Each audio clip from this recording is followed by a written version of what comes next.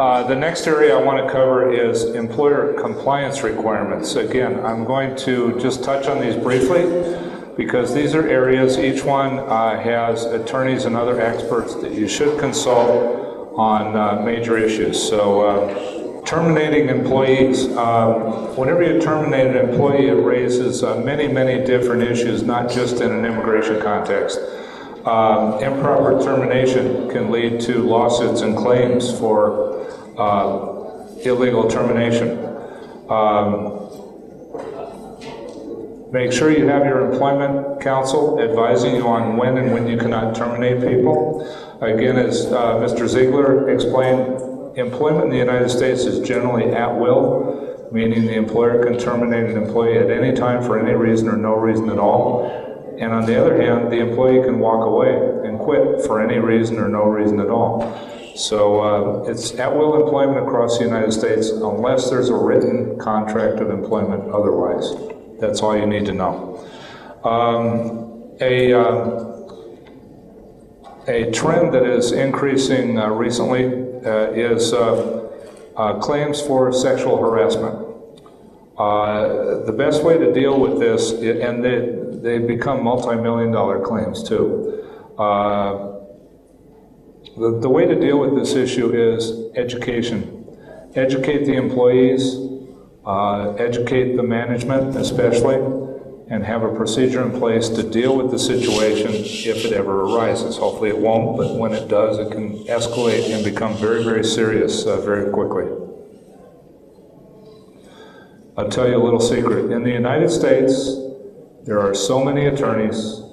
You can find an attorney to file a claim or a lawsuit for whatever you want. There's one that will do whatever you need, right or wrong, unfortunately, and I hate to say that, it reflects on my profession, but it's just the way it is. So prepare for it. Workers' compensation. Generally, the various states have laws that require employers to carry insurance in case an employee is injured on the job. There's a lot of fraud in this area. Have your insurance carriers educate you about what goes on. I have a son who's a new attorney in California, and he works for doing insurance defense for a workers' compensation insurance firm. And every day I hear stories about the claims that are filed, and some are funny, some are sad, some are just fraud. So.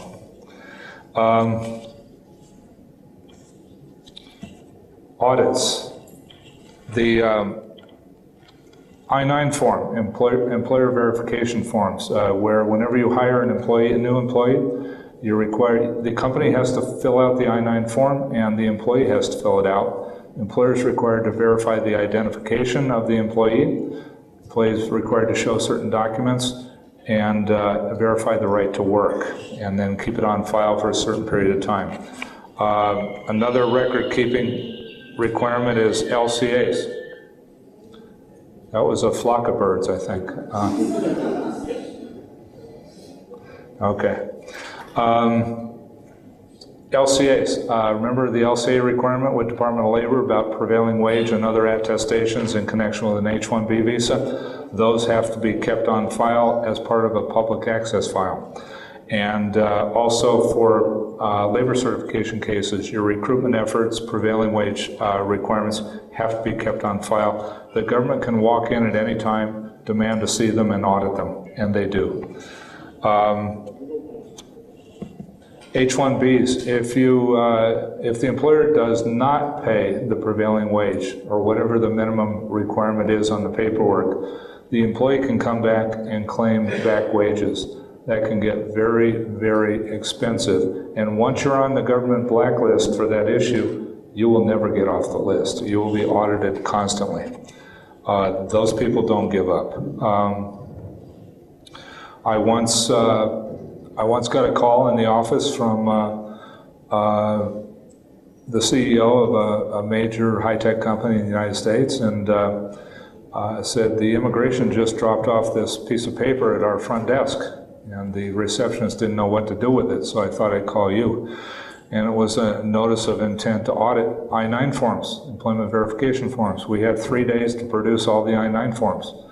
Fortunately, I trained this company years before on how to keep records and do it right, and they had it right. The only trouble was all their offices were scattered. They had 2,000 employees in the U.S. scattered all over the United States. So I made a call, got more time to comply, submitted 2,000 copies of I-9 forms we had kept and never heard back, and it's been, I think it's been 18 years, so I don't think there's a problem. An example of H-1B employees where you don't pay the prevailing wage as required. Recently, an H-1B employee of a company left the company, went back to his home country, I forget what country it was, never came back. You would think he had quit the job. His conduct certainly indicated that.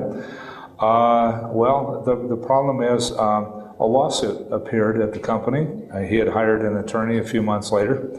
The attorney decided he had a claim for back wages. Remember, he's the one that left the company, left the United States, and never came back.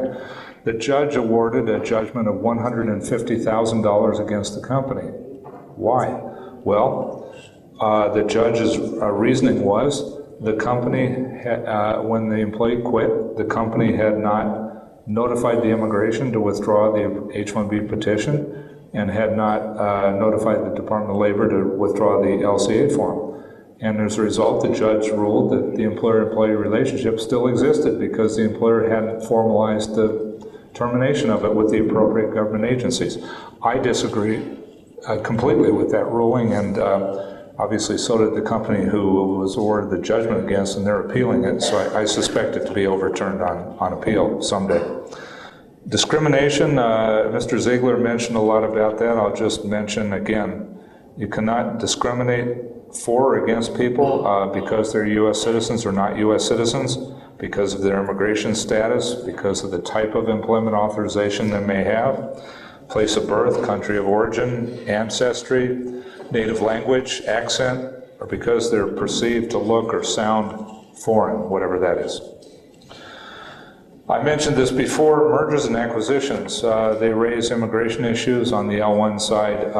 You want to look and make sure the underlying intra-corporate relationship between the transferring company and the transferee company still exists. May be necessary to change the employer to another status if one can be found.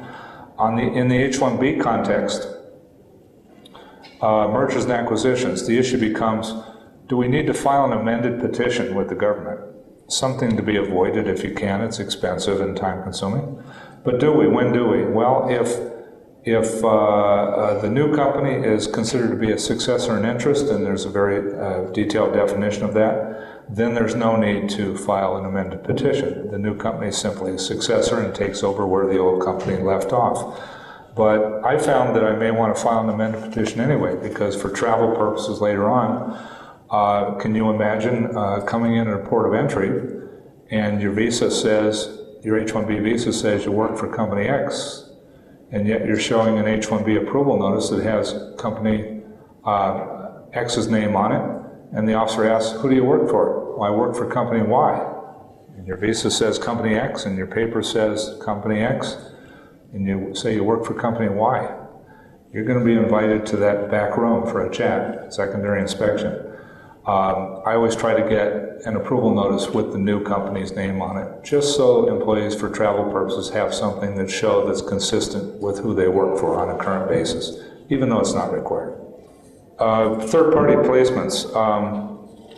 Again, third-party placement, working in a client site. The issue comes up on H-1Bs. Who's the employer? Is it the consulting company who has the right to control and supervise, or is it the client? At the client site, usually the project manager on the project he's working at. Different consequences for each. L1Bs placed at third-party sites, client sites. You can do that, but you have to meet two requirements. The L1 company in the United States must be the employer, not the client. And secondly, L1Bs are specialized knowledge, and the specialized knowledge that is involved in the placement must be the specialized knowledge of the L1 company, not the client company. Again, these requirements arise from a lot of fraud over the years, and this is the government's way of trying to fight the fraud. If you use one way to avoid some scrutiny, possibly, is if you use an abnormally large number of independent contractors at your company, you may want to rethink that concept and go to more employees than independent contractors. Because an unusually high percentage of independent contractors raises issues, not just in the immigration context. There's a regulation that states you are not permitted to call somebody an independent contractor just to avoid the I-9 employment verification process. I-9 verification is for employees, not contractors, so if you call everybody a contractor, you don't have to worry about I-9 compliance. No, it doesn't work that way. For tax purposes, there's a difference, as Mr. Ziegler explained, between independent contractors and employees. For workers' compensation, for example, you don't need workers' comp, and a workers' comp claim cannot be filed by an independent contractor against the party that owned the premises of the business where he slipped and fell. Whereas if he's an employee, yes. So preventive measures. I'm always happy to take on a problem and fight for you, but I think I do a better service for clients if I prevent the problem from ever coming up in the first place. Clients may not appreciate it because they may never know what I prevented, but still I think it's a better service. Avoid problems with compliance. Learn what your compliance problems are and comply. It may be a headache, but in the long run it pays off.